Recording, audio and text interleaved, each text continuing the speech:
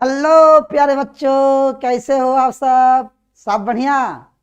स्वागत है आपका अपना प्यारा सा यूट्यूब चैनल साइंस संग्रह में। मैं राम सुंदर सिंह आप सभी को तहे दिल से स्वागत करता हूं माय डियर।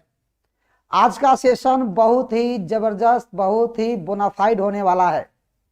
इस सेशन में हम लोग डिस्कस करने वाले हैं फिजिक्स का टॉप सिलेक्टेड 20 क्वेश्चंस। जी हाँ, आपने एकदम सही सुना, टॉप 20 सिलेक्टेड क्वेश्चंस जो कि आपके एग्जाम में, आपके बोर्ड के एग्जाम में बहुत ज़्यादा इम्पोर्टेंट भूमिका ये रखने वाला है। तो इस क्वेश्चन से आपको लगभग पूरे सिलेबस का इम्पोर्टेंट सेक्शन और उससे रिलेटेड कंसेप्ट आपको क्लियर हो जाएंगे। Good evening my dear, good evening, एकदम जमे रहिए। तो चलिए हम लोग अब सेशन पर ध्यान देते हैं और तमाम विद्यार्थियों को तहे दिल से स्वागत है एक बार फिर से इस साइंस संग्रह इस यूट्यूब चैनल पर। तो गुड इवनिंग, स्वागत है बाबू, स्वागत। काफ़ी लोग जुड़ रहे हैं, जैसे बिट्टू, दिलीप, मधु, क्या बात है, बहुत बढ़िया। तो आज का सेशन बहुत ही जोरदार है बाबू। चलिए, तो फर्स्ट क्वेश्चन पर बाबू हम लोग आते हैं। विद्युत आवेश का क्वांटाइजेशन क्या है? क्वांटाइजेशन का हिंदी में कहते हैं बाबू क्वांटिमीकृत। क्वांटिमीकृत यानी कि व्हाट इज चार्ज क्वांटाइजेशन, यानी कि विद्युत आवेश को अनिश्चित रूप से विभाजित नहीं किया जा सकता। विद्युत आवेश को, इस गुण को ही विद्युत आवेश का क्वांटीकरण कहते हैं। मतलब कहने का, आवेश के क्वांटीकरण के सिद्धांत के अनुसार किसी भी वस्तु पर आवेश इलेक्ट्रॉन पर आवेश का पूर्ण गुणज होता है। मतलब कहने का सुनो, क्वांटाइजेशन ऑफ चार्ज का मतलब होता है चार्ज को काउंट करना। किसी वस्तु पर कितना चार्ज है, कितना आवेश है, इसकी वैल्यू को कैलकुलेट करना, उसको ज्ञात करना। जैसे मान लीजिए कि हमारा बॉडी है, हमारा बॉडी चार्ज बॉडी है, पॉजिटिव चार्ज बॉडी है, धन आवेशित वस्तु है, या निगेटिव चार्ज बॉडी है, ऋण आवेशित वस्तु है। सर मान ले कि आपका बॉडी पॉजिटिव चार्ज बॉडी है, तो पॉजिटिव चार्ज तो ऐसे ही नहीं हुआ होगा सर, इसमें से इलेक्ट्रॉन निकला होगा। हाँ सर, एक इलेक्ट्रॉन निकलेगा तो एक प्लस दिखेगा, दो इलेक्ट्रॉन निकलेगा तो दो प्लस दिखेगा, तीन इलेक्ट्रॉन निकलेगा तो तीन प्लस दिखेगा। तो इस बॉडी पर टोटल चार्ज कितना है, इसी को ज्ञात करने के लिए, इसको कैलकुलेट करने के लिए हम लोग एक फॉर्मूला के रूप में यहाँ हम लोग डिस्कस करेंगे, जिसको बोलते हैं Q बराबर NE। तो आप यहाँ डिस्कस करेंगे माय डियर, देखो आप ध्यान देंगे, यहाँ Q बराबर N इंटू E। N जो होता है बाबू वो पूर्णांक संख्या होता है, प्लस माइनस NE लिखते हैं। N जो होता है पूर्णांक संख्या होता है। अगर हमारा बॉडी से एक इलेक्ट्रॉन निकल रहा है तो हमारे बॉडी पर एक प्लस चार्ज दिखेगा। एक इलेक्ट्रॉन पर कितना आवेश होता है, 1.6 × 10 के पर 19 कूलम होता है। तो यही बॉडी है, इससे एक इलेक्ट्रॉन अगर बाहर निकल गया, इस पर एक प्लस दिखा, तो इस पर आवेश कितना मिलेगा, 1.6 × 10 के पर 19 कूलम मिलेगा। अगर दो इलेक्ट्रॉन निकलेगा तो इसका डबल हो जाएगा, तीन निकलेगा तो इसका ट्रिपल हो जाएगा, मतलब n के गुणज में होगा। तो Q बराबर NE वैसे ही आता है। तो quantization of charge is the total charge present on the body is equal to integral multiple of electronic charge, मतलब इलेक्ट्रॉन पर जितना चार्ज होता है उसका इंटीग्रल मल्टीपल होता है। ठीक है बाबू, बहुत बढ़िया, गुड बढ़िया। Q बराबर NE। और एक बात और, इस Q बराबर NE का उपयोग आप नंबर ऑफ इलेक्ट्रॉनों की संख्या ज्ञात करने के लिए भी बाबू कर सकते हैं। कि जैसे मान लीजिए क्वेश्चन पूछा कि एक कूलम आवेश में कितना इलेक्ट्रॉनों की संख्या होता है, तो बाबू यहां से n इक्वल टू आप निकाल सकते हो Q बराबर E, n बाई, मतलब n बराबर Q बाई E करके आप वहां से इलेक्ट्रॉनों की संख्या निकाल सकते हो। और इलेक्ट्रॉनों की संख्या हमेशा पूर्णांक में होगा, 1 2 3 4 5 6 7 8 9 10 ऐसे बढ़ते जाएगा। 1.5 नहीं होगा, 2.5 नहीं होगा, n का वैल्यू 3.5 नहीं होगा, जब भी होगा पूर्णांक में होगा। ठीक है, बहुत बढ़िया सर। तो क्वांटाइजेशन मतलब कि काउंट करना, आवेश को काउंट करना, गिनना। तो क्वेश्चन मान लीजिए आपसे मैं पूछता कि एक कूलम में कितने इलेक्ट्रॉनों की संख्या होता है, तब बोलोगे सर 6.25 × 10 के पर 18 इलेक्ट्रॉन होते हैं। आप इसको दिमाग में रखना, काफी इंपॉर्टेंट है। एक कूलम आवेश को परिभाषित किए, एक कूलम किसे कहते हैं, define 1 coulomb of charge, define 1 coulomb of charge किसे कहते हैं, है ना। एक कूलम ऑफ चार्ज को कैसे डिफाइन किया जाता है उसको देखो अब ध्यान से। एक कूलम वह आवेश है जो उसी प्रकार के समान आवेश पर वायु या निर्वात में 1 मीटर की दूरी पर रखने पर उस पर 9 × 10 के पावर 9 न्यूटन का बल आरोपित होता है। इसका मतलब देखो, आपने कूलम का नियम पढ़ा होगा बाबू, कूलम्स लॉ याद करो, कूलम्स लॉ आपने पढ़ा होगा। उसमें क्या था कि F = K Q2 by r², था ना कि नहीं। अगर दो आवेशों के बीच की दूरी देखो, दो आवेश है, Q1 है, ये Q2 है, दोनों के बीच की दूरी बाबू 1 मीटर हम कर दें, है ना। और इस पर लगने वाला बल कितना हो, 9 × 10 के पावर 9 हुआ, समान आवेश हो, Q हो, तो आप देखो इसको लिख दो आप कितना बल 9 × 10 के पावर 9 को लिख दें। K का वैल्यू भी होता है 9 × 10 के पावर 9, Q × Q समान रहेगा तो Q² हो जाएगा, 1 मीटर इसको लिख दें तो ये कट जाएगा बाबू, तो Q² का वैल्यू आपका 1 आएगा, तो Q का वैल्यू आपका हो जाएगा कितना √1 यानी कि 1 कूलम, यानी कि 1 कूलम ऐसे आ जाता है। तो एक समान आवेश वाले अगर दो आवेश को उसके बीच की दूरी 1 मीटर हो तो उस पर लगने वाला बल अगर 9 × 10 के पावर 9 न्यूटन है तो हम कहेंगे कि जो आवेश का मान है 1 कूलम था, तभी इतना बल लग रहा है। यानी कि एक एक कूलम आवेश के बीच एक लगने वाला बल 9 × 10 के पावर 9 न्यूटन तभी हो सकता है जब उसके बीच की दूरी 1 मीटर हो, है कि नहीं। या इसको ऐसे भी वो परिभाषित कर सकते हैं, देखो इसको कैसे परिभाषित कर सकते हैं। अगर 1 सेकेंड में 1 एम्पियर की धारा किसी परिपथ से प्रवाहित हो रही है तो प्रवाहित होने वाला आवेश 1 कूलम ही होगा, क्योंकि हम जानते हैं कि 1 कूलम बराबर होता है 1 एम्पियर × 1 सेकेंड, 1 एम्पियर × 1 सेकेंड। पर 1 एम्पियर की धारा किसी चालक से 1 सेकेंड के लिए प्रवाहित होगी तो उस चालक तार से प्रवाहित होने वाला आवेश का वैल्यू भी 1 कूलम होगा। तो आप ऐसे भी इसको देख सकते हो, दोनों तरीका है।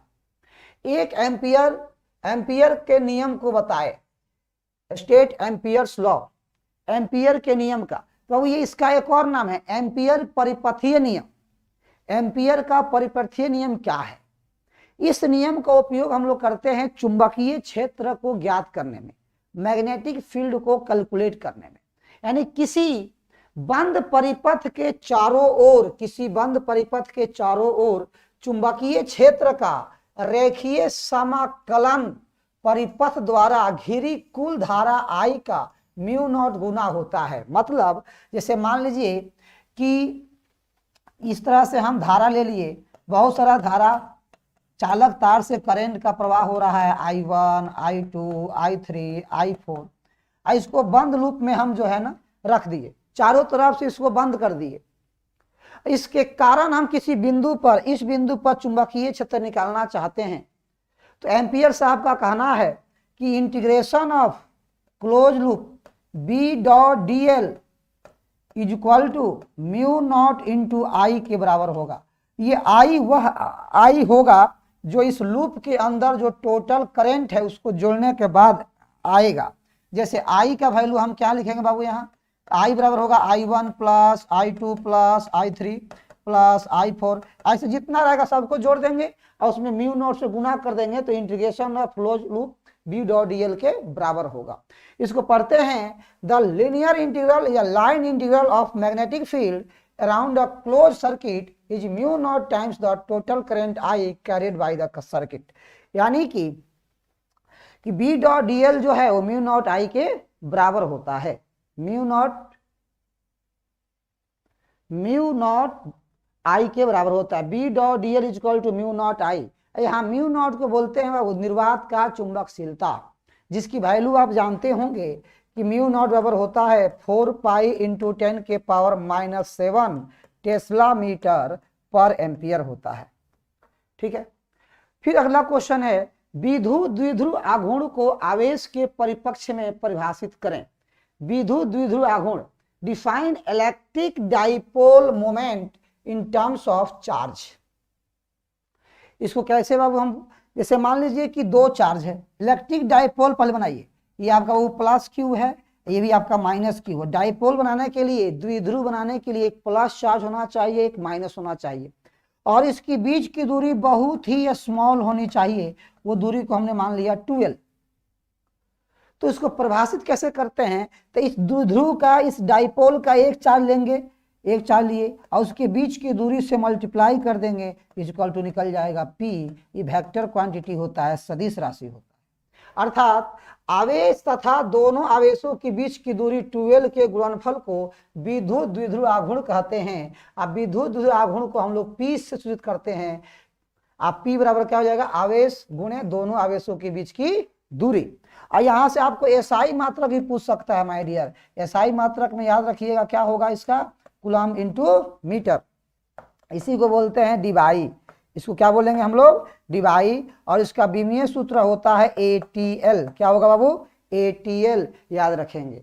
अब विद्युत द्विध्रुव आघूर्ण की दिशा ऋण आवेश से धन आवेश की ओर निगेटिव टू पॉजिटिव चार्ज होता है, निगेटिव टू पॉजिटिव चार्ज। अर्थात इलेक्ट्रिक फील्ड के अपोजिट डायरेक्शन में, direction of electric dipole moment is from negative charge to positive charge. And आप ऐसे भी बोल सकते हो कि direction of electric dipole moment is opposite to the direction of electric field. ठीक है, तो इस चीज को आप ध्यान रखेंगे और समझकर आगे बढ़ेंगे।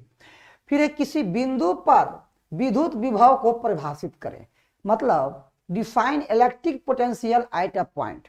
अब इलेक्ट्रिक पोटेंशियल का मतलब समझो। इलेक्ट्रिक पोटेंशियल मतलब क्या होता है कि किसी इलेक्ट्रिक फील्ड के प्रेजेंस में, किसी विद्युत क्षेत्र की उपस्थिति में एक कूलम आवेश को अनंत से किसी निश्चित बिंदु तक लाने में किया गया कार्य उस बिंदु का विद्युत विभव कहलाता है।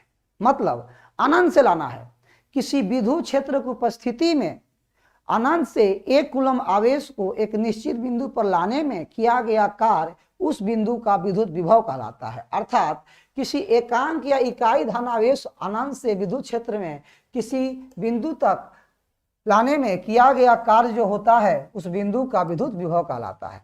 The work required to bring any unit और unit positive charge from infinity to any point in electric field against the electrostatic force is called electric potential at that point। यानी कि आप देखिए बाबू, जैसे मान लीजिए कि एक छोटा सा चार्ज लेते हैं जिसका अपना इलेक्ट्रिक फील्ड है, अपना विद्युत क्षेत्र, अपना प्रभाव है, इसको क्यों मान लीजिए, अनंत मान लीजिए। अनंत मानने का मतलब क्या, बहुत दूर। यहाँ पर कोई आवेश है जो अनंत पर इंफिनिटी पर है, और यहाँ से क्यू कूलम आवेश को धीरे धीरे आप लेके जा रहे हैं एक निश्चित बिंदु पर, इस बिंदु पर लेके जा रहे हैं। लेकिन कितना लेके जाना है बाबू, एक कूलम चार्ज को। लेकिन आप लेके कितना गए हैं, क्यू कूलम चार्ज को लेके जाने में W वर्क हुआ। तो क्यू कूलम चार्ज को ले जाने में आप वर्क कितना किए, W। तो एक कूलम चार्ज को ले जाने में कितना वर्क करेंगे आप, W/Q। तो इसलिए बोलते हैं V इक्वल टू फॉर्मूला होता है W/Q। तो इलेक्ट्रिक पोटेंशियल यानी कि विद्युत विभव का जो फॉर्मूला बनेगा माय डियर, वो बनेगा W/Q, अर्थात कार्य बटा आवेश, किया गया कार्य बटा आवेश। और विद्युत विभव का एसआई मात्रक जूल पर कूलम होता है। इलेक्ट्रिक पोटेंशियल का एसआई यूनिट जो होता है वो जूल पर कूलम होता है या वोल्ट होता है, VOLT। एक बात मैं आपको बता दूं, electric potential, potential difference, electromotive force, voltage, इस सब का एसआई यूनिट वोल्ट होता है या जूल पर कूलम होता है। ठीक है, आगे बढ़ेंगे। लेंज का नियम क्या है, बहुत जबरदस्त नियम है लेंज का नियम। लेंज के नियम के अनुसार बात समझिएगा, लेंज के नियम के अनुसार क्या होता है कि प्रेरित विद्युतवाहक बल की दिशा उससे विपरीत होती है जिससे कि वह उत्पन्न होता है। इससे दूसरे शब्द में कैसे बोलेंगे कि चुंबकीय फील्ड द्वारा उत्पन्न हुए विद्युतवाहक बल की दिशा उस उत्पन्न करने वाले विद्युतवाहक बल की दिशा से विपरीत होती है और वह उसका विरोध करता है। बस आसान भाषा में आपको समझाता हूं मैं, समझिए। लेंज का नियम जो है, आपको एक बताता हूं एक्सपेरिमेंट बाबू। एक माइकल फैराडे साहब जो थे ना, वो एक्सपेरिमेंट कर रहे थे कि हम चुंबकीय क्षेत्र में परिवर्तन करके विद्युत क्षेत्र कैसे उत्पन्न करें। उसी समय के ये जो है आया हुआ नियम है, बताता हूं मैं क्या हुआ था। अब देखो थोड़ा सा इस पर थोड़ा सा कहानी बाबू सुन लो। उन्होंने माइकल फैराडे का कहानी क्या था ना कि छोटा सा क्वाइल लिए थे। देखो क्वाइल, क्वाइल में समझते हो ना, कुंडली, कुंडली ले लिए थे। इस कुंडली में क्या किए ना बाबू, देखो कुंडली में क्या किए ना कि गैल्वेनोमीटर जोड़ दिए। ऐसा मीटर है गैल्वेनोमीटर कि थोड़ा सा भी अगर धारा प्रवाह होगा ना लगेगा ऐसे ऐसे ऐसे वाइब्रेट करने लगेगा, मतलब ये सूचित कर देता है कि हाँ करंट यहाँ फ्लो हो रहा है हो रहा है हो रहा है ना। तो उसको ले लिए कि थोड़ा सा भी करंट अगर मिलेगा तो डिफ्लेक्ट कर जाएगा, इसका सुई होता है वो विक्षेपित हो जाएगा। तो उन्होंने क्या किया था कि एक नॉर्थ पोल साउथ पोल का एक चुंबक को इसके नजदीक लेके गए थे। जैसे लेके जा रहे थे ना, जैसे लेके जा रहे थे ये सुइया डिफ्लेक्ट करने लगा, मतलब विक्षेपित होने लगा। और जब दूर लेके आ रहे थे तो भी विक्षेपित करने लगा, लेकिन जब यहाँ रखे थे ना तो विक्षेपित नहीं हो रहा था। इसका कारण ये था ना कि यहाँ से जो चुंबकीय क्षेत्र रेखाएं निकल रहा है वो सब इससे गुजर रहा था। और जैसे नजदीक लेके जा रहे थे तो क्षेत्र रेखाओं की संख्या, इससे जो गुजरने वाली संख्या है वो बढ़ रहा था। तो बढ़ने की वजह से क्या हुआ ना, बढ़ने की वजह से क्या हुआ कि इसके फ्लक्स में, इसके चुंबकीय फ्लक्स में परिवर्तन हुआ। और परिवर्तन की वजह से इसमें एक ऊर्जा उत्पन्न हुआ, उस ऊर्जा की वजह से उसमें करंट मिलने लगा और वही करंट को ये मापने लगा। कौन? गैल्वेनोमीटर। तो इससे स्पष्ट हो गया कि चुंबकीय क्षेत्र में परिवर्तन की वजह से हम परिपथ में विद्युत क्षेत्र उत्पन्न, मतलब विद्युत धारा उत्पन्न कर सकते हैं। तो उसी विद्युत धारा की दिशा को बताने के लिए किस दिशा में वो विद्युत धारा का प्रवाह होगा, या उसमें जो विद्युतवाहक बल जो उत्पन्न हुआ उस विद्युतवाहक बल की दिशा को बताने के लिए एक साइंटिस्ट थे जिनका नाम था लेंज।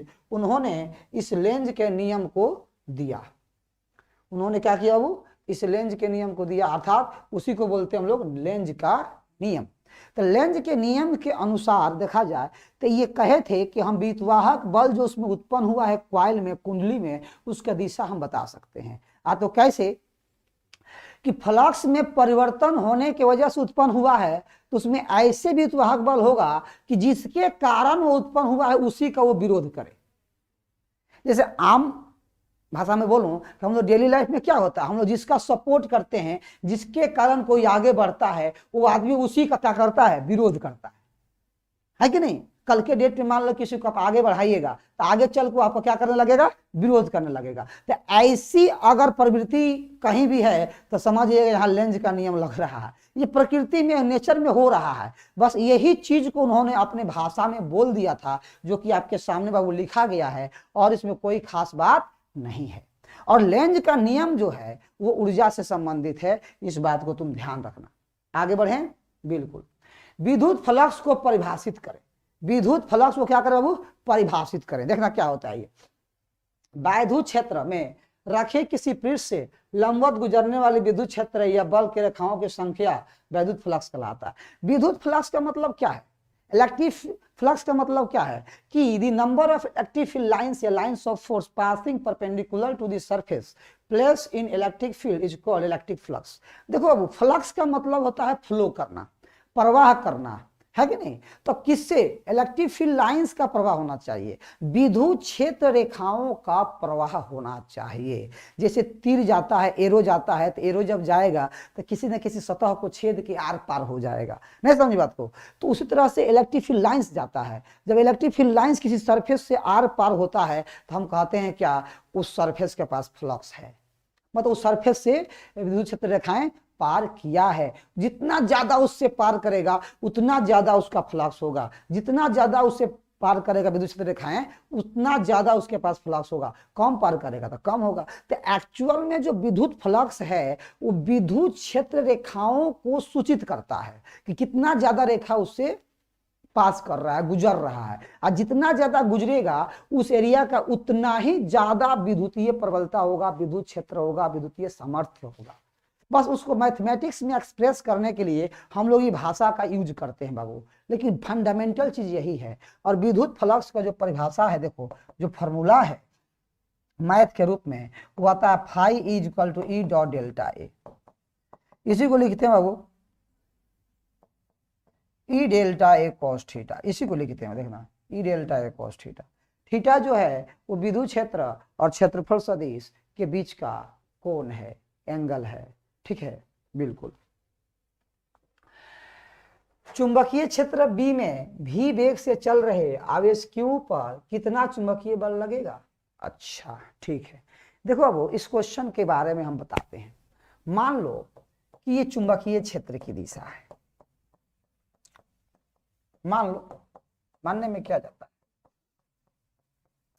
और ये क्रॉस जो लिख रहे हैं, चुंबकीय क्षेत्र की दिशा बाबू अंदर तरफ है, वेक्टर बी, राइट। हाँ सर, अंदर तरफ, लंबवत अंदर तरफ, अर्थात वेक्टर बी इक्वल टू लिखेंगे बी माइनस के कैप। माइनस के कैप का मतलब होता है कि अंदर तरफ है, ठीक है। अब सोचो कि यहां पर कुछ आवेश है सर, ठीक है सर, यहां हमने आवेश रख दिया इस तरह से। आवेश पॉजिटिव नेगेटिव रख सकते हो आप, आपकी मर्जी। सर पॉजिटिव रखेंगे, इतना आवेश है तो पॉजिटिव आवेश जो है इस पर, वो इस दिशा में चल रहा है, उसकी वेलोसिटी v है। उसकी वेलोसिटी सर कितनी है, v वेलोसिटी है। बात समझ, आवेश कितना है, q।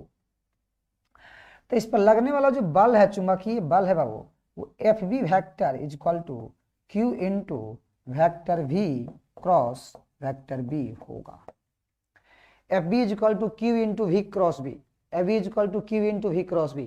क्यू यहाँ आवेश है, v आवेश का वेग है, अब b चुंबकीय क्षेत्र है। इसी को अगर मान लीजिए परिमाण के रूप में लिखते हैं, वेक्टर b का परिमाण, तो होता है Q V V sine theta. लेकिन यहाँ थीटा तो हम 90 डिग्री रखे हैं, यहाँ जो है अब वो भी जो है लंबवत है चुंबकीय क्षेत्र के, अर्थात यहाँ थीटा जो होगा वो 90 डिग्री हम लिए हुए हैं, ठीक है।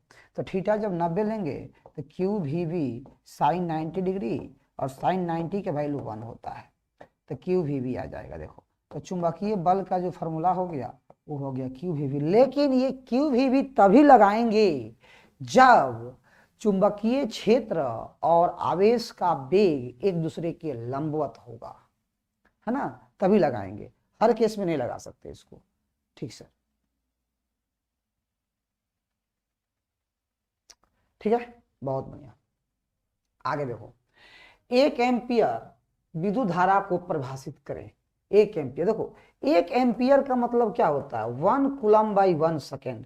अगर किसी परिपथ से, किसी भी परिपथ से 1 सेकेंड में 1 कूलम आवेश का प्रवाह हो रहा है, 1 सेकेंड में 1 कूलम आवेश का प्रवाह हो रहा है, उसे 1 एम्पियर कहते हैं, उसे 1 एम्पियर कहते हैं। If 1 coulomb of charge flow in a electric circuit in 1 second is called 1 ampere, is called, उसको क्या कहेंगे, उस सर्किट का 1 एम्पियर कहेंगे बाबू।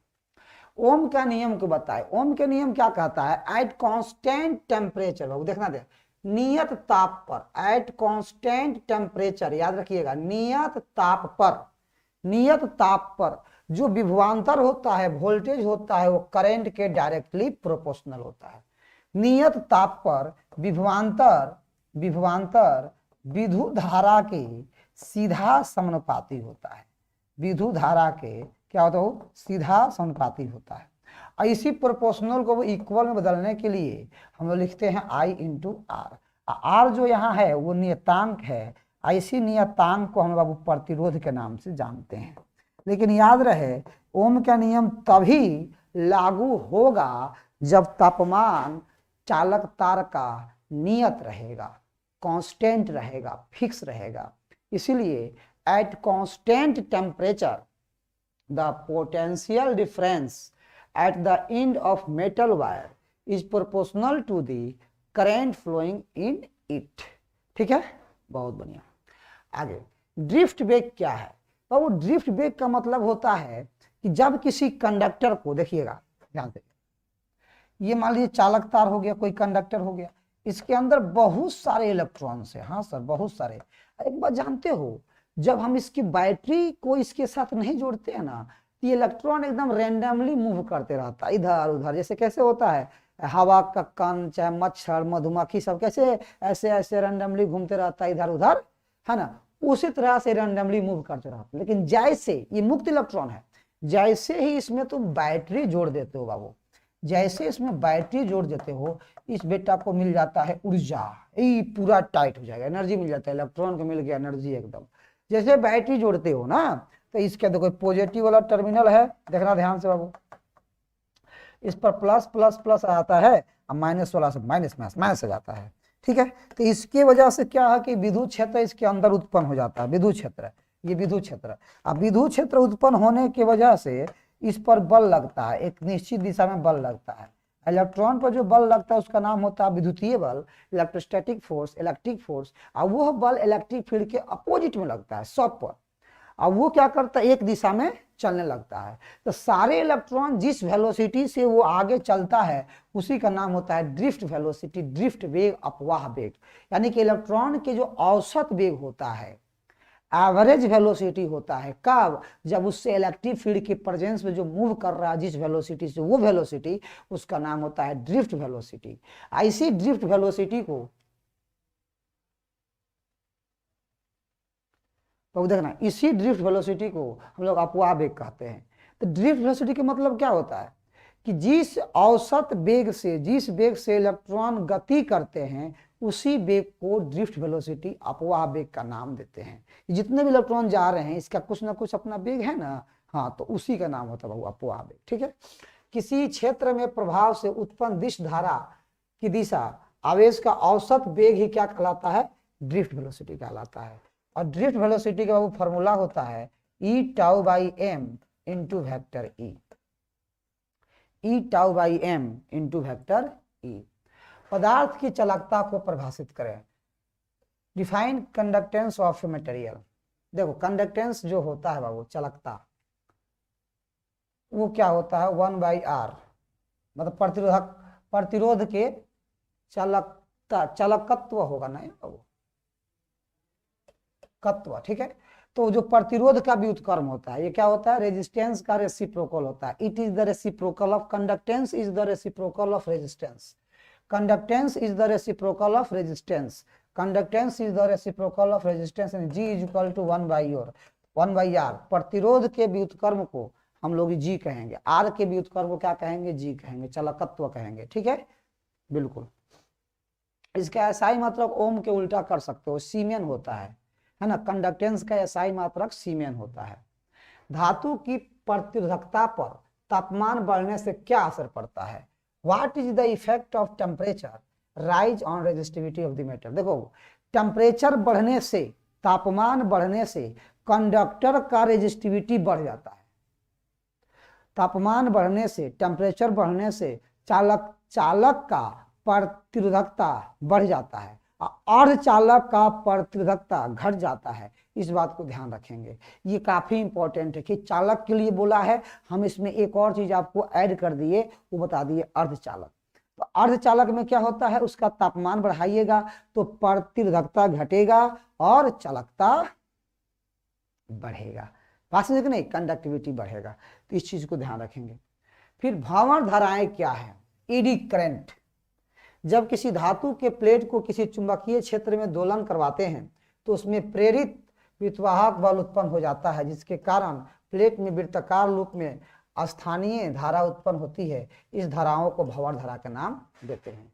मतलब when a metal plate is made to oscillate in a magnetic field, an induced electromotive force is generated in it, due to which a local current is generated in a circular loop in the plate. These current are called eddy current. देखिए अब इसको कैसे समझते हैं, जैसे मान लीजिए कि हमने क्या किया कि दो मैग्नेट ले लिया, ये नॉर्थ पोल हो गया आपका और ये साउथ पोल हो गया। सपोज कीजिए आई यहाँ से नॉर्थ से साउथ की ओर जो है ना, ये चुंबकीय क्षेत्र की दिशा है, बाबू देखना, चुंबकीय क्षेत्र की दिशा है कि नहीं।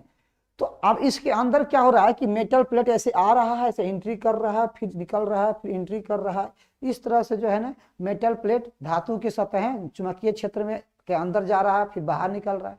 होता क्या है समझो आप, कि जैसे ही कोई भी धातु का प्लेट चुंबकीय क्षेत्र के अंदर जाएगा तो उस प्लेट से चुंबकीय क्षेत्र रेखाएं गुजरेगी।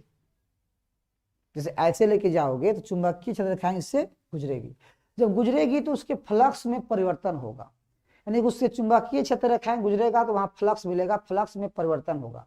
अब फ्लक्स में परिवर्तन होने के कारण इसी प्लेट में करंट प्रोड्यूस होगा, धारा उत्पन्न होगा। अब उस धारा की दिशा एक कर्व होगी, वक्र टाइप की होगी। इस तरह से होगी जिस तरह से मान लो कि पानी का जो फ्लो करता है बहुत तेजी से और आप पिलर से जाके टकराता है तो वहां पर पानी कैसे कैसे ऐसे गोल गोल ऐसे भंवर टाइप का घूमते रहता है। तो उसी तरह से जैसे इसमें आप मेटल प्लेट को एंट्री कराते हैं तो उस मेटल प्लेट में, धातु के प्लेट में फ्लक्स में परिवर्तन होने की वजह से उसमें एक विद्युतवाहक बल उत्पन्न होता है। इस बल के कारण उसमें धारा उत्पन्न होता है और वो धारा की दिशा वो वृत्ताकार टाइप का होता है, वृत्तीय होता है। उसी धारा का नाम होता है भंवर धारा। और ये धारा इतना ज्यादा भयंकर रूप में वहां प्रोड्यूस होता है कि बहुत ज्यादा ये इसका इफेक्ट होता है। इससे आप धातु को भी पिघला सकते हैं, इसको अधातु को भी पिघला सकते हैं इससे, और इसको मेल्ट कर सकते हैं। काफी इफेक्टिव होता है कि नहीं? बहुत इफेक्टिव होता है। मतलब ये भी एक तरह का प्रेरित धारा ही है, बस अंतर ये है कि ये मेटालिक प्लेट में उत्पन्न हुआ है। ये धारा को कम करने के लिए उसको क्या करते हैं ना, कटिंग किया जाता है, बीच में से कटिंग करके कंघी शेप बना देते हैं उसको। कंघी शेप देखे ना, कंघी के बीच में ऐसे रहता है, बीच में खाली खाली सा, ऐसे कटिंग करके उसको बना देते हैं लाइक दिस, इस तरह से। वो प्लेट था ना, तो प्लेट को इस तरह से कटिंग करके हम लोग बना देते हैं। और उससे भी मान लीजिए कि अगर कम करना है तो लेकर नाम के मटेरियल से इसको पेंट कर देते हैं। लेकर एक मटेरियल होता है, उससे इसको पेंट कर देते हैं। तो उससे क्या होता है, इसका हीट करने का या फिर उष्मा ज्यादा जो उत्पन्न करता है वो कम हो जाता है।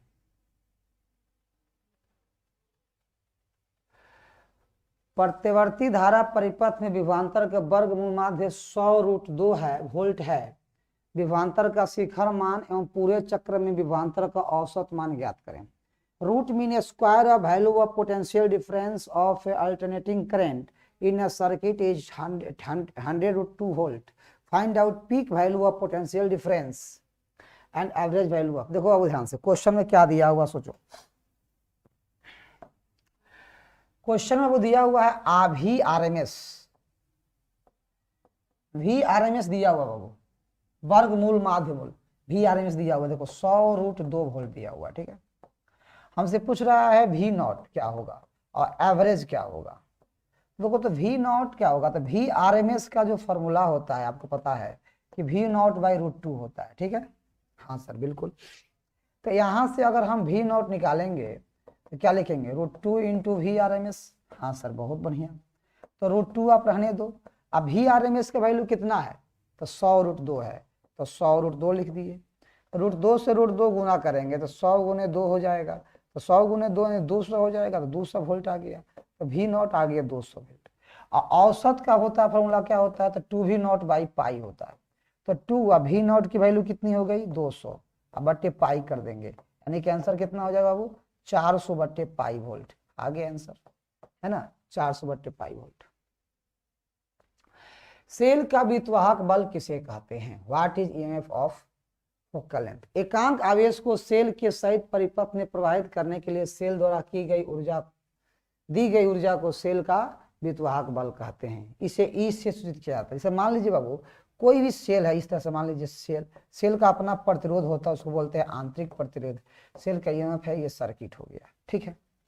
तो सेल पूरे परिपथ में एक कूलम आवेश को पूरे परिपथ में घुमाने के लिए सेल जितना एनर्जी जितना कार्य करता है उसी कार्य को हम लोग कहते हैं सेल का ईएमएफ। और सेल का ईएमएफ का जो फॉर्मूला होता है वो भी वर्क बाई चार्ज ही होता है बाबू, वर्क बाई चार्ज होता है। विद्युतवाहक बल का जो फॉर्मूला होता है वो भी वर्क बाई चार्ज होता है। आंतरिक प्रतिरोध क्या होता है कि सेल के अंदर, सेल जिस मटेरियल से मिलकर बना है, अंदर उसका घोल होता है, उसका सॉल्यूशन होता है, वो धारा को फ्लो करने से, धारा को प्रवाह करने का विरोध करता है। तो जितना से वो अवरोध उत्पन्न करता है उसी को प्रतिरोध करते हैं। तो सेल भी, सेल के अंदर एक ऐसा गुण होता है जो कि धारा को प्रवाहित होने से रोकता है, अवरोध उत्पन्न करता है। इसी गुण को हम लोग क्या कहते हैं, धारा, सेल का आंतरिक प्रतिरोध कहते हैं। मतलब when electric current is sent through a cell in a closed circuit, this solution inside the cell block the path of the electric current. This resistance is called internal resistance of the cell. ठीक है बाबू, okay.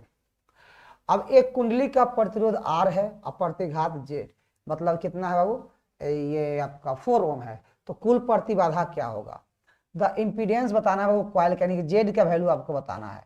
और R दिया हुआ बाबू 3 ओम और L दिया हुआ बाबू मान लो XL दिया हुआ बाबू 4 ओम, ठीक है।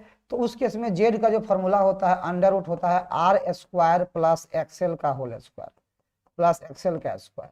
तो R की वैल्यू कितनी बाबू, देखो तो 3 का स्क्वायर है और एक्सएल की वैल्यू कितनी है 4 है, 4 के स्क्वायर। तो बोलो 3 के स्क्वायर 9 होता है, 4 के स्क्वायर 16 होता है। 4 16 और 9 कितना हो जाएगा 25। अब 25 का वर्गमूल निकालोगे तो 5, यानी कि इसका आंसर आ जाएगा वो 5 ओम। ये रिलेशन होता है, आप दिमाग में रखना इंपीडेंस निकालने का, ठीक है। चुंबकीय क्षेत्र के एसआई मात्रक क्या है, मैग्नेटिक फील्ड का एसआई मात्रक। तो वो मैग्नेटिक फील्ड का एसआई मात्रक के बारे में बात बोल रहे हैं। तो मैग्नेटिक फील्ड का एसआई मात्रक होता है टेस्ला। क्या होता है टेस्ला, और टेस्ला इक्वल होता है न्यूटन पर एम्पियर मीटर के, न्यूटन पर एम्पियर मीटर के, न्यूटन पर एम्पियर मीटर के, याद रखिएगा न्यूटन पर एम्पियर मीटर के। अब कह रहा है कि 250 एंगस्ट्रॉम तरंगदैर्घ्य वाला एक फोटोन ऊर्जा की गणना करें। Calculate the energy of photon, wavelength दिया है 250, अर्थात वेवलेंथ को हिंदी में तरंगदैर्घ्य बोलते हैं, लैम्डा दिया है 250 एंगस्ट्रॉम। देखो अगर हमको जूल में निकालना है तो एंगस्ट्रॉम को लिख दो मीटर में है, 250 गुणे 10 के पावर माइनस 10 मीटर। बहुत बढ़िया सर, सब सोल्व करोगे हो जाएगा 25 गुणे 10 के पावर, एगो पावर कम करोगे तो -9 मीटर हो जाएगा, क्योंकि यहाँ एगो जीरो है। तो E इक्वल टू होता है बाबू SC बाई लैम्डा। बहुत बढ़िया। अब एच का वैल्यू होता है 6.62 गुणे 10 के पावर -34, 3 गुणे 10 के पावर 8 डिवाइडेड बाय लैम्डा का वैल्यू हो जाता है कितना 25 गुणे 10 के पावर -19। अब इसको सोल्व करो, इसको सोल्व करते हैं बाबू, देखना मतलब 6 3 दूना 6, 6 18, 1 6 18 1 19, 19.86 इंटू 10 के पावर -34 और 8 -26 और डिवाइडेड बाय 25 गुणे 10 के पावर -19 और सोल्व करो। ये बाबू टर्म जो है ना लगभग 20 के बराबर है, तो इसको 20 लिख देता हूँ। 20 गुणे 10 के पावर -26 गुणे ये ऊपर जाएगा 10 के पावर -19 तो +19 हो जाएगा। अब बट्टे में ये हो जाएगा 25, तो 20/25 तो 5 चौका 20 और 5 25, 4/5 आया। 4/5 इंटू 10 के पावर कितना लिख सकता हूँ मैं इसको, 19 में से 26 गया -7, यानी कि आंसर हो जाएगा आपका, आंसर हो जाएगा 0.8 इंटू 10 के पावर -7 जूल। इतना एनर्जी आ गया, मतलब जूल में, क्योंकि एनर्जी का एसआई यूनिट जूल होता है इसलिए इसको जूल में निकाला गया है।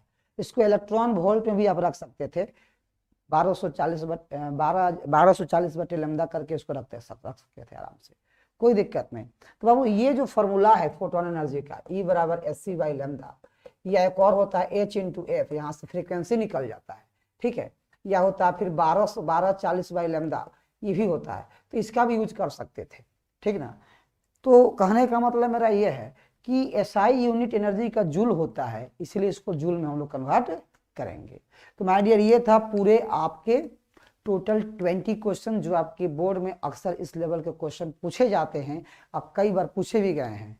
तो फिर हम लोग मिलते हैं अगला सेशन में न्यू क्वेश्चन सीरीज के साथ, जिसमें भी सब्जेक्टिव क्वेश्चन रहेंगे, और इसी तरह से और आप लोग भी एकदम मेहनत कीजिएगा, बढ़िया से पढ़िए मन लगा के। फिर हम लोग मिलते हैं अगले क्लास में। ओके, धन्यवाद, thank you, bye bye, take care.